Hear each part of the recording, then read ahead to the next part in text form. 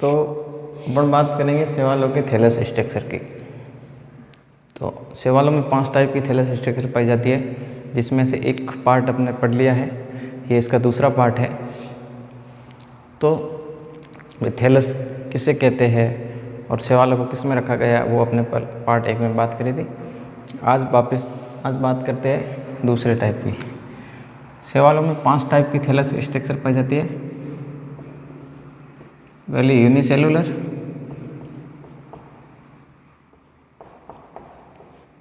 Unicellular form, और दूसरी colonial,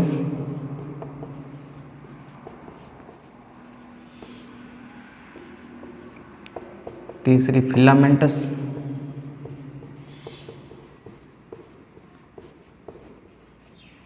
और चौथी है साइफोनियसी फॉर्म, और 5वीं है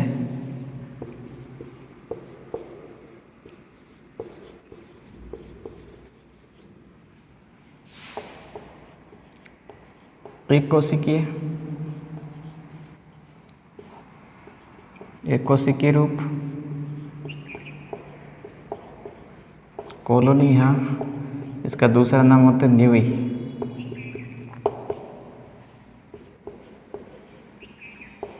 तंतुल रूप और साइफोनियस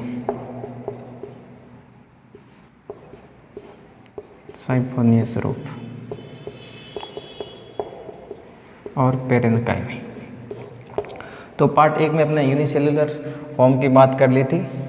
अगर आपने वो वीडियो नहीं देखा है तो पार्ट 1 ज़रूर देख लेना। फिर आज अपन बात करेंगे कॉलोनी फॉर्म की। कॉलोनी फॉर्म दूसरा थैलस का टाइप है कॉलोनी। कॉलोनी का मतलब होता है इसमें कोशिका की संख्या 1 से अधिक होती है और कोशिका एक ग्रुप में पाई जाती है, कोशिका एक समूह में पाई जाती है, तो इसको बोलते हैं कॉलोनी रूप। तो एग्जाम्पल याद रखना इसका, वॉलवॉक्स। ठीक है। अब कॉलोनी फॉर्म को 4 प्रकार को पढ़ते हैं अपन, 4 टाइप है इसके।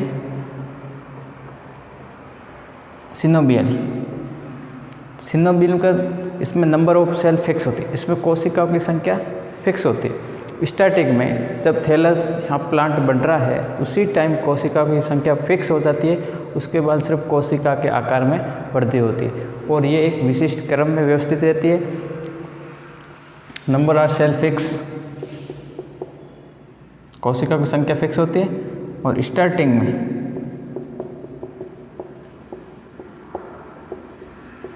सेल की संख्या फिक्स हो जाती है, बाद में केवल कोशिका के आकार पे वृद्धि होती है। कोशिका की संख्या नहीं बढ़ती है, कोशिका का आकार बढ़ता है। अगर सिनोबियल गतिशील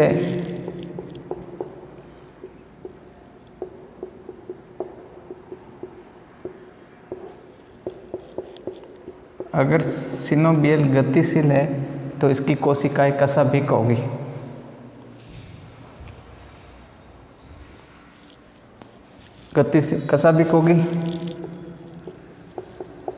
कशाभिक होगी।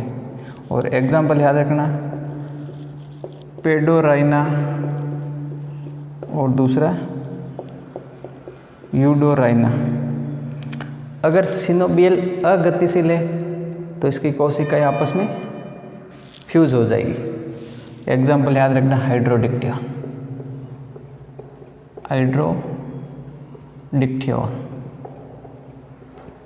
ठीक है।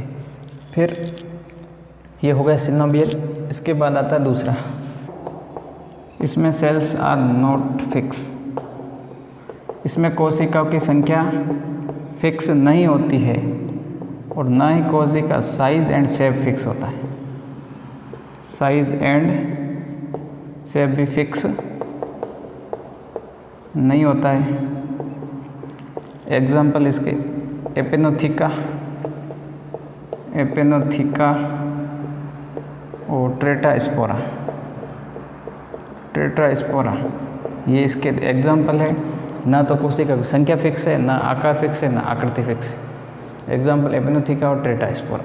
फिर अगली बात करते हैं तीसरा, डेंड्रोइड। जैसा कि नाम से पता चला डेंड्रोइड, वृक्षा। इसमें कोशिका शाखाओं के रूप में पाई जाती है। Size and shape not fix. इसमें भी आकार आकृति फिक्स नहीं होती। कोशिका की साइज एंड शेप फिक्स नहीं होती है, नहीं होती है। और कोशिकाएं शाखाओं के रूप में दिखाई देती है, शाखाओं के रूप में दिखाई देती है। और एग्जाम्पल क्राइसोडेंड्रोइड, क्राइसोडेंड्रोन, क्राइसोडेंड्रोन। तो ये 3 टाइप हो गए। सबसे इम्पोर्टेंट है, इसको याद रखना, सिनोबियल को, और एक याद हो जाएगा तो बाकी है। इसमें भी सेम में ज़्यादा कोई फ़र्क नहीं है, एक एग्जाम्पल अलग से याद रखना। फिर आता है राइजोपोइड। इस कॉलोनी में कोशिका राइजोपोडियम द्वारा जुड़ी रहती है। सिर्फ बस एक लाइन लिखनी है कि इस कॉलोनी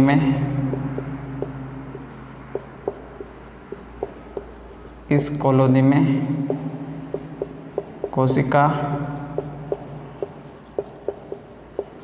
राइजोपोडियम द्वारा जुड़ी रहती है,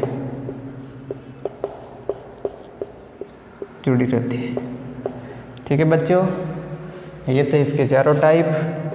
कॉलोनी के कैसे जुड़ी रहती है, इसे देख लो डायग्राम से।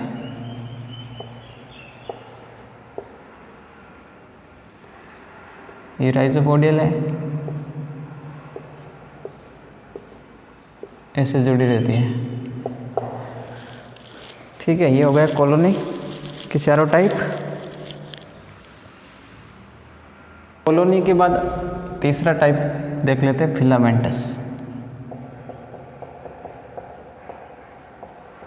फिलामेंटस फॉर्म, तंतुल रूपी से थैलस।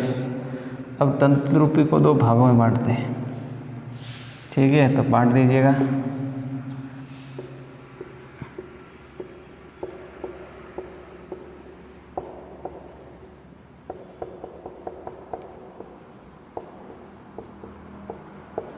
अनब्रांचेड फिलामेंट, अशाखित तंतुल। दूसरा है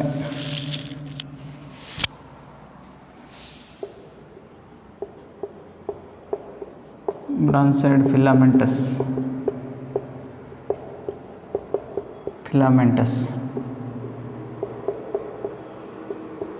शाखित तंतुल, ठीक है। अनब्रांचेड नाम से पता चल रहा कैसा होगा, अशाखित,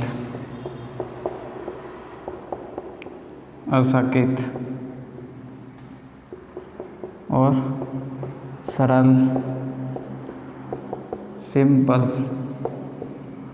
और एग्जाम्पल किस किस में पाया जाता है, तो स्पायरोगायरा,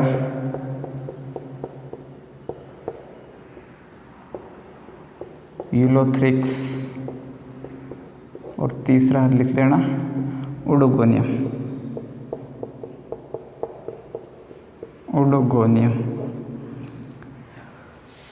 अनब्रांचेड को फिर 2 भागों में बांटते हैं,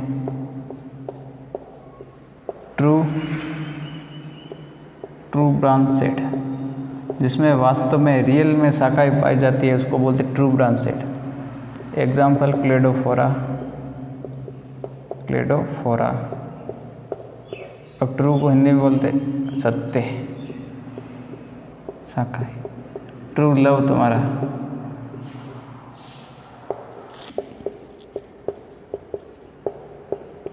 विषम तंतुक,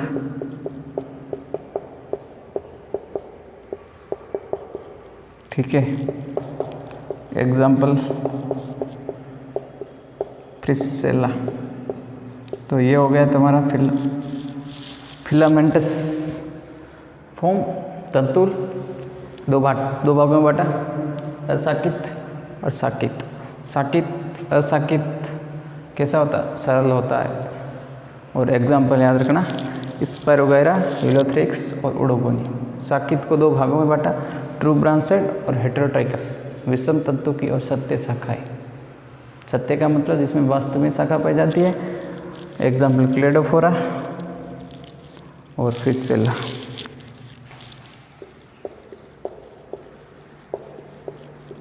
क्लेडोफोरा, ठीक है।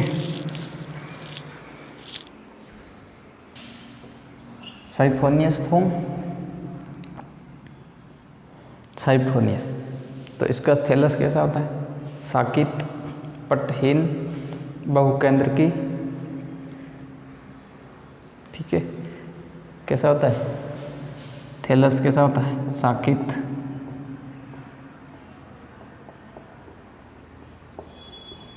साकित, पटहीन, अबसेप्टेड और बहुकेंद्र की, मल्टीन्यूक्लिएट, बहुकेंद्र की। फिर केंद्रक विभाजन के बाद भित्ति का निर्माण नहीं होता है। केंद्रक विभाजन के बाद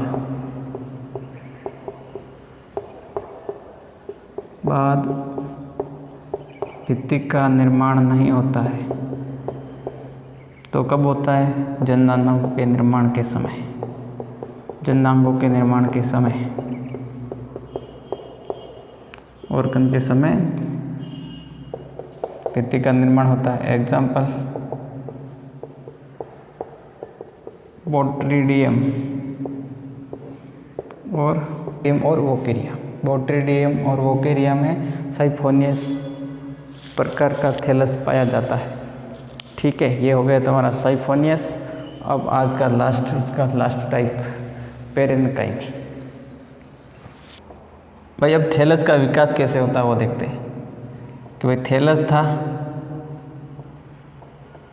थैलस का विकास किससे होता है? तंतुल कोशिका होती है, तंतुल सेल, फिलामेंटस कोशिका। अब ये कोशिका दो या दो से अधिक तलों में क्या होगी? विभाजित होकर ये थैलस का विकास करती है। और विभाजन के बाद ये कोशिका अलग ना होकर के एक पेरेन्काइमी स्ट्रक्चर बनाती है, इसको बोलते हैं पेरेन्काइमी रूप, ठीक है भाई। थैलस का विकास तंतुल कोशिका के दो या दो से अधिक तलों में विभाजन से हुआ।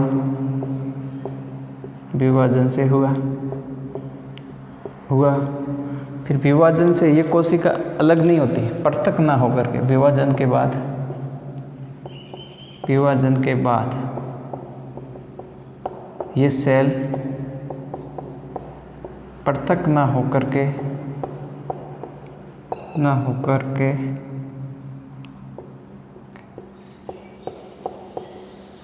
पेरेन्काइमी स्ट्रक्चर बनाती है, ठीक है। इसको बोलते हैं पेरेन्काइमी रूप। एग्जाम्पल किस में होता है ऐसा? तो एक तो अल्वा और दूसरा सार्गेसम। इसी के साथ थैलस स्ट्रक्चर कंप्लीट। फिर कल मिलते हैं नए टॉपिक के साथ, तब तक के लिए बाय।